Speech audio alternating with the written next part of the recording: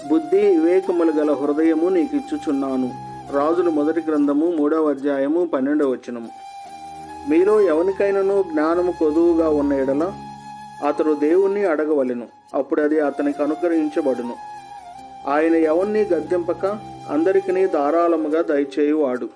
నా కుమారుడా, నీవు నా మాటలను అంగీకరించి నా ఆజ్ఞలను నీ యొద్ద దాచుకుని ఎడల, జ్ఞానమునకు చెవియొగ్గి హృదయపూర్వకంగా వివేచన అభ్యసించిన ఎడల, తెలివికై మొరపెట్టిన ఎడల, వివేచనకై మనవి చేసిన ఎడల, వెండిని వెదికినట్లు దాన్ని వెదకిన ఎడల, దాచబడిన ధనమును వెదికినట్లు దాన్ని వెదకిన ఎడల, యెహోవా యందు భయభక్తులు కలిగి ఉన్నట్టు ఎట్టిదో నీవు గ్రహించెదవు.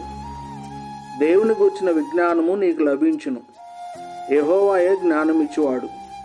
తెలివి వివేచనయు ఆయన నోట నుండి వచ్చును. సమస్త జ్ఞానమునకు మించిన దేవుని సమాధానము మీకు తోడైండును గాక. ఆమేన్.